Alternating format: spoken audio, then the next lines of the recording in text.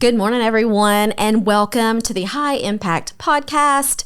Y'all know I just want to connect you to the super cool people in my life, and I really, really want to encourage you and even challenge you to take that next step for those of you who are entrepreneurs and free thinkers. So today we have Kaylee Dyer on the podcast. Kaylee, welcome. Thank you. Thank you so much for having me. You are welcome. I'm so excited about this. Kaylee's one of my favorite humans in life.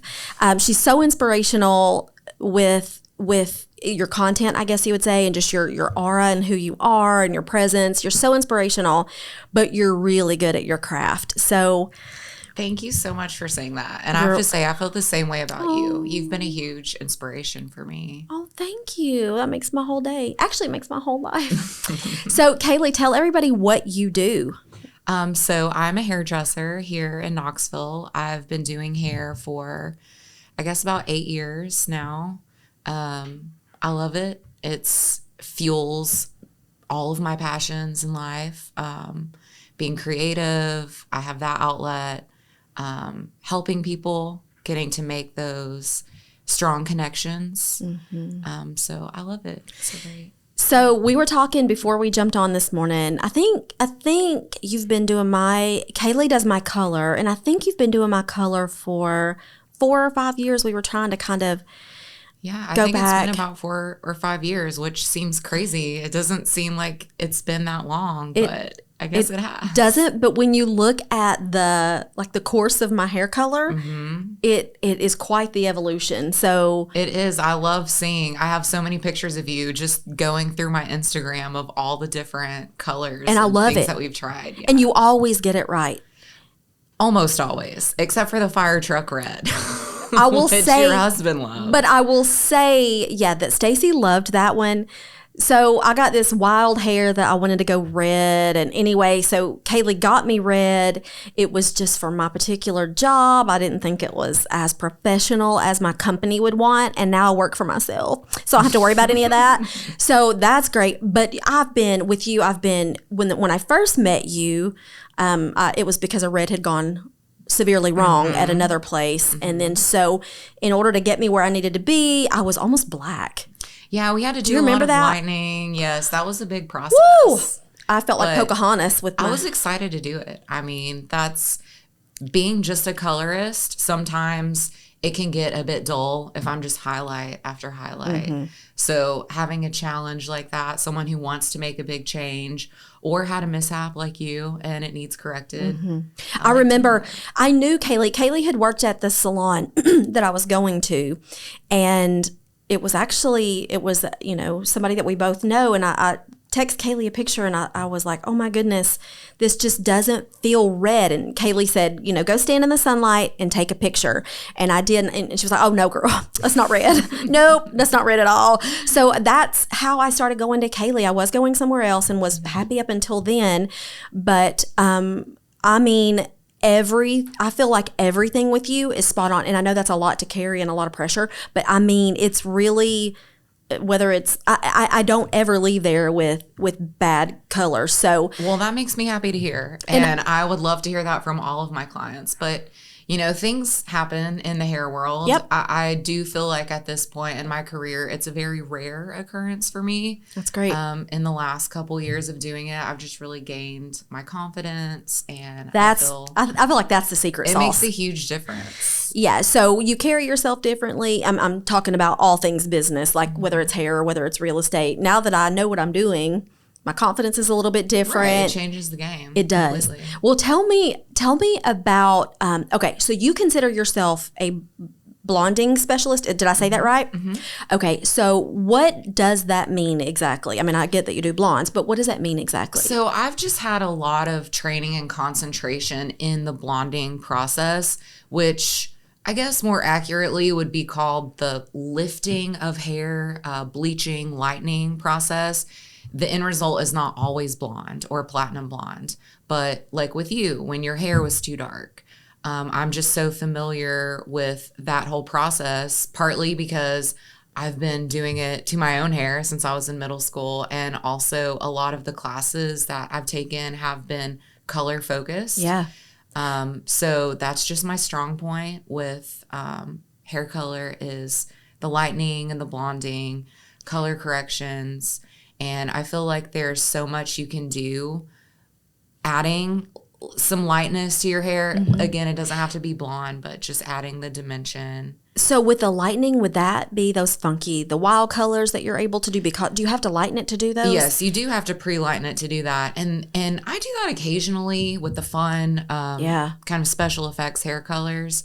It's not my personal favorite. I have coworkers that are much better at the rainbow hair than I am, but I have a couple clients that I do that for. Is that harder? I would feel like it's more time consuming, more expensive, and does not last as long. Those special effects colors, maybe 2 to 4 weeks. That's crazy. It's very crazy. And so the majority of my clients that I have built up over the years are, they want their hair color to last. They want to just kind of enhance what they've already got going on. So I mean, who's got the time to come in every 2 weeks? It's a lot, yeah. And some people do, and props to them for being able to do it. I couldn't do it. But yeah, the rainbow hair is a lot of maintenance. I can imagine. And I like it on other people. That's one thing I probably, even though I can shift a little bit, I would consider myself somewhat mildly adventurous. Have you ever done a special effects hair color? No, but the red that you did for me, that was my calling card. Back in my early 20s, it was that red and it was this long. Yeah. So that was, but no, not what you see today. See, I feel like the only thing I haven't done with you yet is blonde. I know. Like full blonde. I know, but I was blonde forever. I know, I've seen pictures. Forever. And I look back at myself and I'm like, what were you thinking? Because the brunette, I loved my brunette. And then I felt like the red was the mothership, kind of calling me home. And now that we're back more on the brunette side, I just can't imagine. I cannot ever imagine being blonde again. Me personally. Just can't. Looks great on everybody else. Yeah, just but not your thing. Nope, not anymore. I love it. Talk to me. Let's go way back. So I've had friends in cosmetology school, and it is very hard from what I understand, the chemistry, the biology, and things like that. So one is, did you know how hard it was going to be when you went? And two, what on earth made you think about cosmetology school? What made you want to do hair? So to be completely honest, I had reached a point in my life where I had had so many office jobs where I was told to cover up my tattoos, wear slacks, to work every day. Very just conservative office jobs. And I really wanted to do something to fuel my creative side. And I had so many friends growing up my whole life that would tell me, you should be a hairdresser. You would be such a good hairdresser. You should go to beauty school. And back in the day, I totally would run down to the Walgreens on the Strip when I was living on campus. And we'd all, pick out a box color and I'd put it on everybody's hair. It was fun. Some of them turned out okay and some of them turned out really Sorry about y'all. Yeah, I'm so sorry.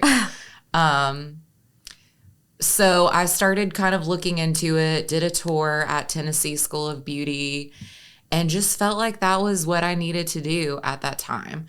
I had really zero experience with hair, but I had the passion for it, which I think made all the difference for me.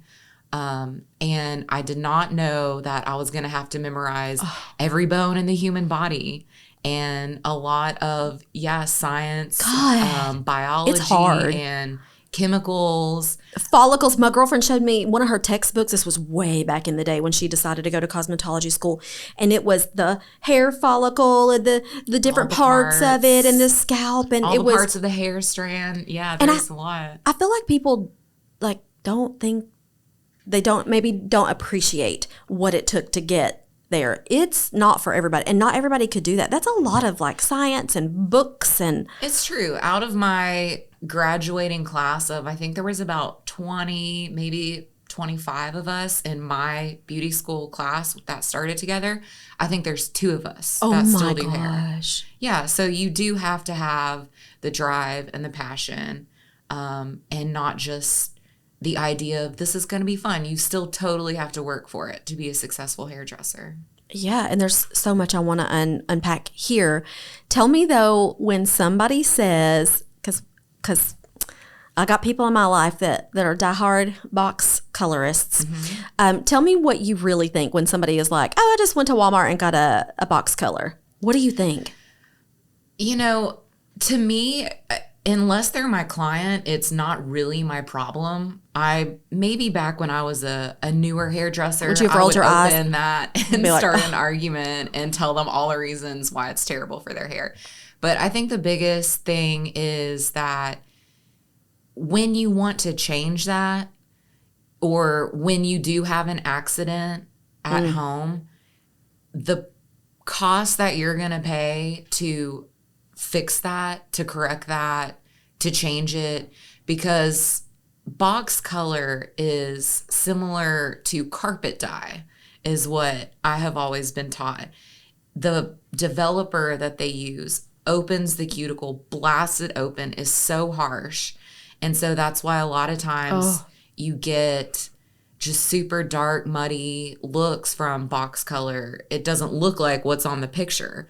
And on top of that, most people doing that are not a professional, so they don't understand that you also have to look at what's already on the hair. You can't just slap it on everything and it's going to look exactly so.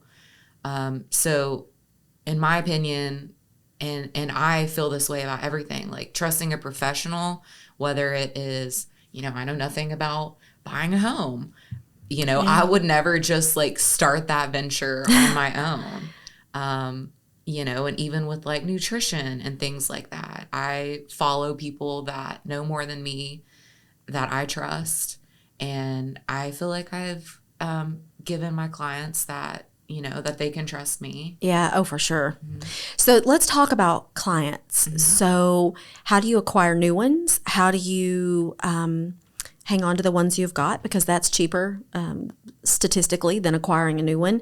So what do you do for your, like, to reach new people? Or, you know, are you advertising? Are you word of mouth? How do you get new clients, and then how do you keep them? So that has kind of morphed for me from when I was brand new at doing hair and had, you know, 2 clients. It was a lot of work for me. And I would put a lot of my own time and money into, I would print out on cardstock pictures of my hair and go to community boards at coffee houses or bookshops and, you know, put $20 off new clients, That's you know, cool. to get people. I would walk around Market Square and approach strangers and hand out Good for you. my business I like cards. that. Well, I have since learned that targeting your audience works a lot better than just throwing Blasting. a net and hoping to catch anything. Yeah. Because like you said, like the repeat clients is what makes me successful, and word of mouth from them is definitely my biggest help in getting my name out there. I have really focused on my Instagram. I have now taken and also taught several social media classes. That's so cool. Instagram specifically, about targeting the type of clients I want that would be a good fit with me. Because isn't that important? So important. Even for me, I feel like that's really on important. both ways. If me and a person who sits in my chair don't vibe, they're not going to have a good time. I'm not going to have a good time. And they're not going to refer to you. They're not going to come back. They're going to hate right. what I do to their hair. That's right. Yeah. I totally get that. So I do still do some Instagram targeted ads or interactions that way. I would say currently that's my number one biggest tool for getting new clients. So if someone out there is listening and they maybe, so a lot of folks, I know my age group, they are Facebook and they feel like that's more of their fit. I love Instagram, and I don't know how to use it probably to the fullest as far as marketing goes. Can you give everybody out there and myself 1 or 2 tips on a couple of things to help with when it comes to promoting your business on Instagram? Yeah, absolutely. So I think the most helpful thing, whether you are a hairdresser or you're looking for clients in real estate, you're in a band and you want people to listen to you, anything that you're doing, make a list. Actually sit down and spend some time and write out what your ideal client, follower, anything like that would be like. for me, like, what is their hair like? How much money do they make? How much time and money are they going to want to spend on their service with me? Where do they hang out? Where do they shop? Where do they get coffee? So for me, thinking about like these downtown coffee shops, Urban Outfitters is one. So I will then go to the Instagram pages of where I think my ideal clients would be following. And I will go through and follow sometimes like 100 at a time, just of the people that have commented on their stuff? not commented, but just are following. Okay. So like Urban Outfitters is one because, you know, it's a local shop. They're most likely going to be in Knoxville. They have a similar style vibe as I do. Make decent money if they can shop there. Yep. Probably care about, you know, fashion and appearance. And so I will just kind of first glance, I don't spend a lot of time. I'll go through and follow as many as I see on there until I get tired of scrolling. And then Instagram's algorithm will, the newest people that you follow, that stuff is going to pop up on your feed. You're going to see their posts, their stories. So I make it a point to go and comment, like, interact with all of my newest followers. Mainly because if they get a notification that, who is this girl that liked a bunch of my photos in a row, they're at least going to click on my profile. Yep. And so smart. Yes. And I have put time into getting my profile laid out to where you can book online. It's all a lookbook. It's not a lot of personal stuff. And maybe I'll get a follow back or maybe I'll get an appointment from that. But the majority of new clients I have these days will come in and sit in my chair and say, how did you, hear about Culture Hair Studio? They're like, well, I found you on Instagram. That's crazy. Then more specifically, when they tell me they found me on Instagram, I'm like, it makes me feel good. That is so, so cool. So let me ask you this. How much time are you spending? Because I know from my I actually time block for social media. How much time are you spending on social media a day or a week to do those things? So starting out, when I had a lot more time, I would spend probably 1+ hours per week. Currently, I'm personally so crazy busy right now. I don't think that I have that much time to do it. But I would still say there's at least 30 minutes on my Instagram, not necessarily targeting new clients, but just keeping it fresh and new and updated. I love it. And culture, if you've never been, so Kaylee's at Culture Hair Studio. If you've never been, their vibe is really cool. It's so laid back. Mm-hmm. It is, everybody's approachable. It's just downtown chill, plants. We are, you could call us an eco salon, sustainable.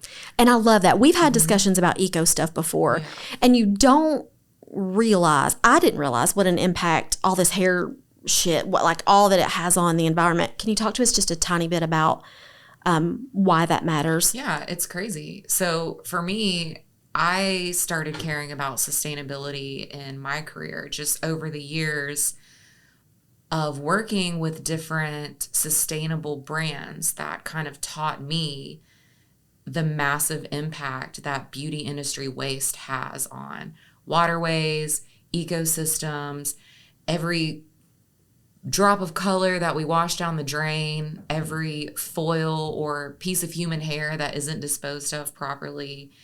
And so having a salon that does practice more sustainable ways of using things actually makes a huge difference. And we got records of how much waste we deterred from the waterway, which was a really cool thing. So I think for me, feeling like I can make a difference in that way, no matter how small, it really adds up. And that's also so cool. Being an example for other salons around the area and showing like, hey, being eco-friendly is not that hard. You don't have to completely redo your salon or put a bunch of money, but recycle your plastic. And there are companies that will come and take the foils and the color and the hair and dispose of it or find a way to Who reuse knew? it. I know. And you wouldn't know that until you're actually, in it. And that's kind of what happened for me. And now I could never work in a salon that didn't have those practices. And plus, you've got a captive audience in your chair. Mm-hmm. So being able to, even if it's just one at a time, being able to talk to somebody about that, it's just, and I've been on this little kick lately of trying to reduce what I'm using. Mm-hmm. So for example, I've given up paper towels altogether. Nice. That's a good one. And it has made the biggest, I'm not spending as much money on paper towels. I know that the environment's in better shape, in some tiny portion because of me, but you've got these people sitting in your chair. Who knew that like human hair would have an impact? Who knew? Right. And you wouldn't know unless you cared enough to look for it. And we do have people come to our salon specifically because they care enough to look for a hair salon, and their dollar is going to support that. Absolutely. They don't have to actually go in there and, we'll take your plastic and recycle it and put your hair where it goes. Yeah. But just, voting with your dollar for any company that practices those ways is great. It's huge. Mm-hmm. So tell me how COVID affected the hair business and you and culture. It was insane. When it first started, I kept hearing 2 weeks. So when the salon shut down, that's what I thought was 2-week break. It'll be nice. It's fine. Everything's fine. And then I guess 7-8 weeks later, I was going stir crazy. My clients were freaking out. I had people bribing me to come to their office.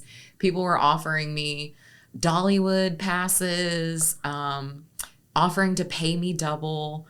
But I didn't bring anything with me because I did not think it was going to be that long.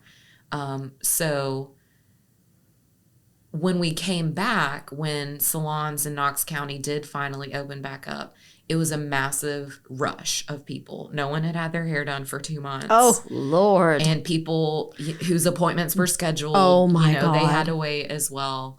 So it was crazy. And then it got really slow.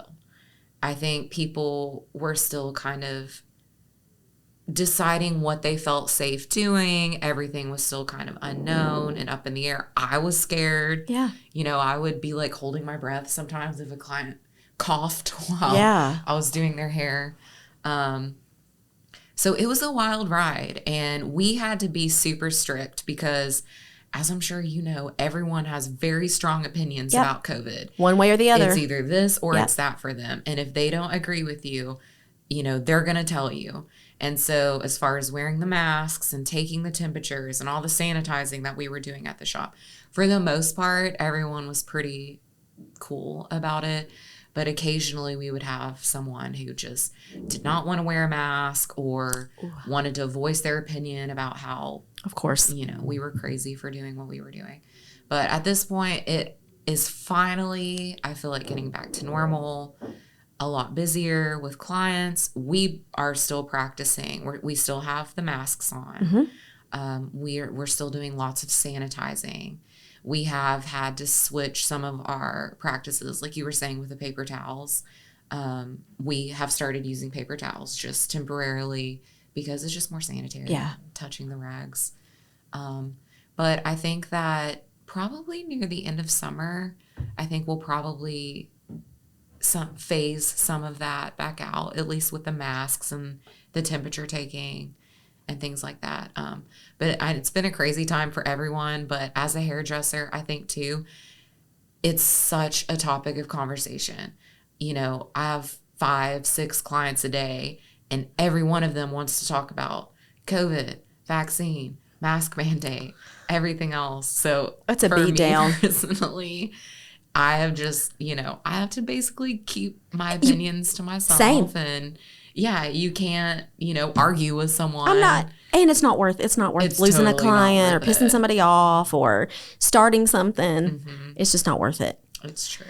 So tell me, you are such a creative type person. I've seen you over the years with your, you really do inspire. I am not a creative at all. So when I watch somebody else, it's just like, oh, that is so, it's almost like an enlightenment in my little tiny brain.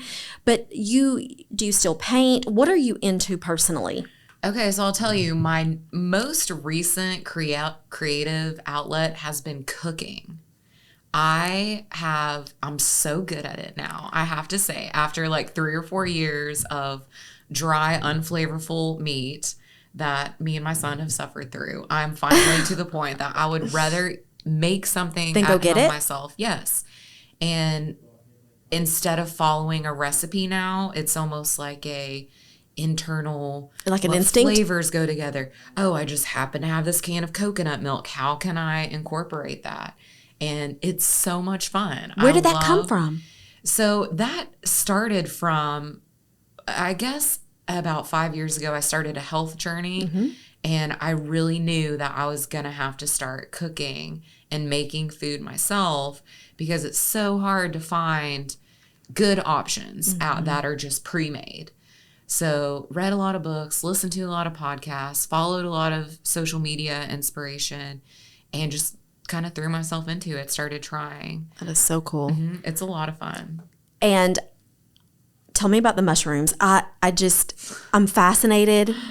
Okay. Tell me, you're still into mushrooms, hunting. right? Every time I'm even outside, I can't help but be looking for them. Okay, so tell me, how in the world did that start? And I'm sure you're incorporating some of that into your cooking. Oh, absolutely. Yeah. I mean, I have mushrooms in my fridge at any given moment, or mushroom powder or something. It's I have it all. crazy. Tinctures. The healing benefits of mushrooms are wild. Tell me about those. What are the healing benefits? I have no idea. I've seen about the mushroom powder, but I don't know what it does. Well, so you can take different types, different species of mushrooms, like lion's mane is one that is, it's an anti-inflammatory. It's high in antioxidants. It has it's a anti-cancer. It's got some properties of that in it. And you can make it into a powder and just kind of throw it into a smoothie, or, probably a smoothie. You can cook with it. You can put it in a sauce, something like that. So that's a great way for me to sneak veggies in for my son and for myself. I like really nutrient-dense meals anyway. But the mushroom fascination started because one of my friends kind of showed me the world of this. Like, hey, have you ever noticed all these mushrooms when you go for a hike? And it's like, once you notice it, you can't unnotice it. So do you know which ones are okay to eat and which ones are not? So not all of them. I have at least 3 that I can recognize and know 100% this is what it is. And it's safe. I know this is safe. If I even questioned it a little bit, I would never. Okay. I have several mushroom identification apps. Oh I have my a field God. guide. So it's fun to just, if I see one that I know what it is and it's edible, definitely going to get it and cook it.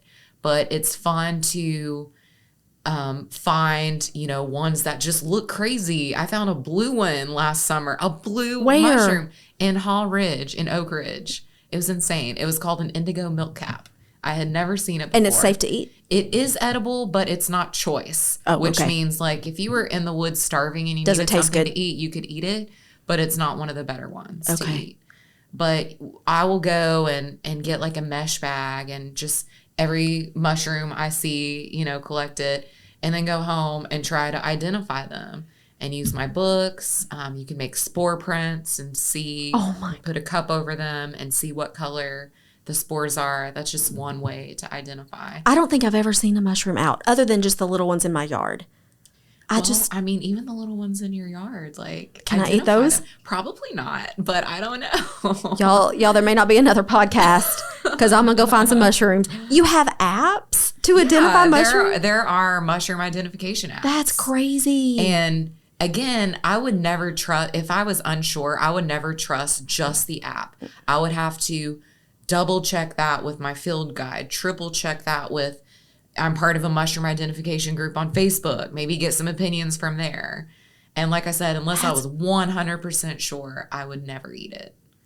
That is so wild to me. And I love mushrooms. Yeah, it's so much fun. If I find some, I'm going to bring you guys some. Yeah, I would definitely. There's some crazy orange ones called chanterelles that grow in the summer. I'll have to bring you some. And where do you find those? Well, I have a honey hole, but I can't tell you because I don't want other people. Right. Don't. You can tell me, just don't tell everybody.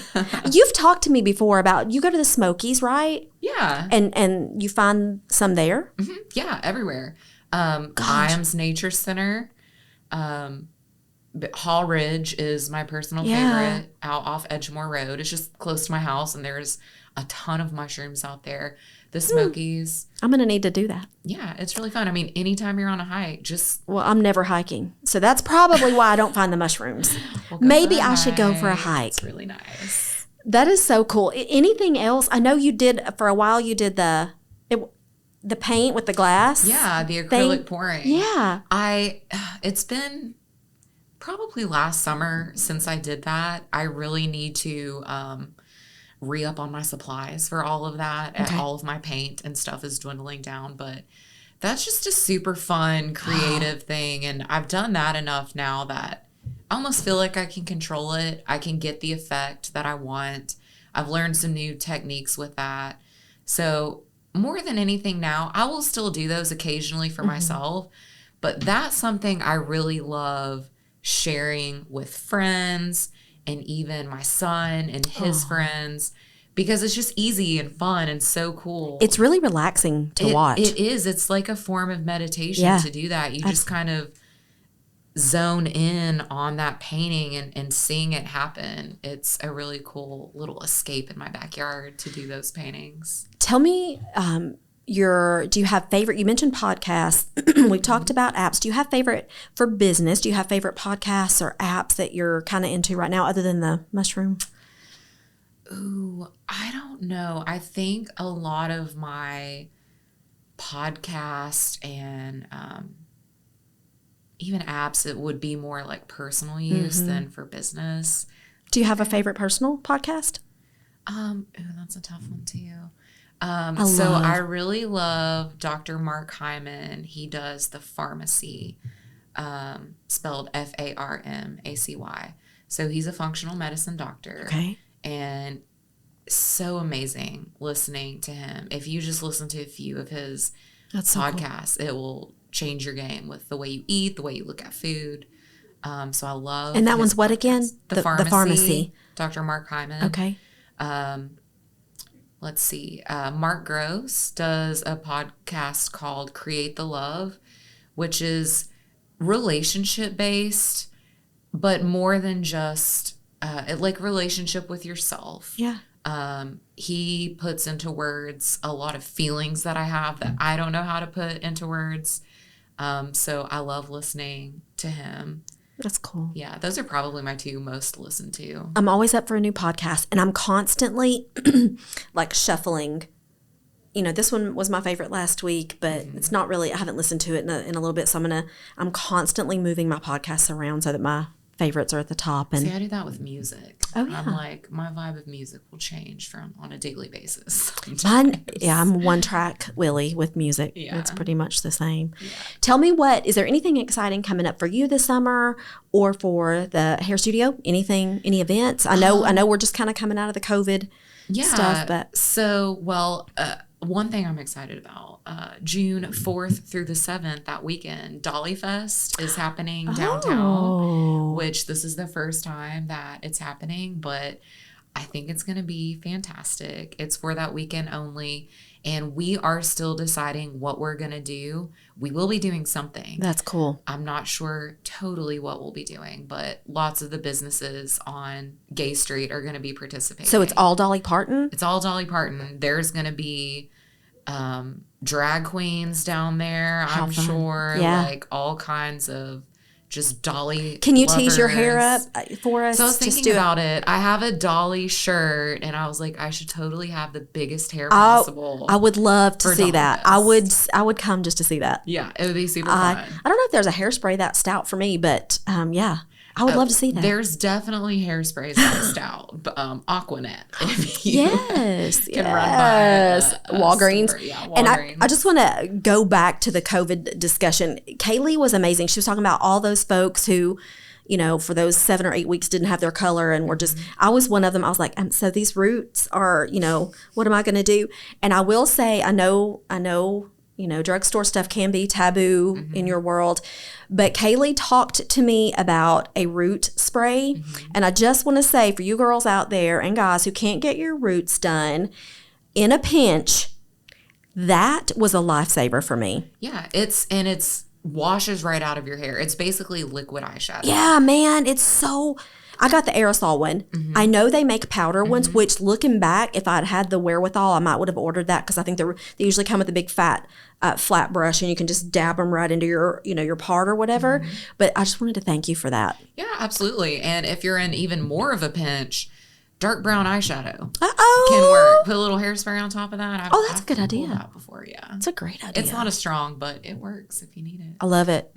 She's full of wisdom. She's full of great ideas. Kaylee, tell everybody how we can find you, especially if we want to book an appointment, or how do we get to you? So check me out on Instagram, Kaylee Dyer. My username is KayBaby, KayBieBaby, all one word.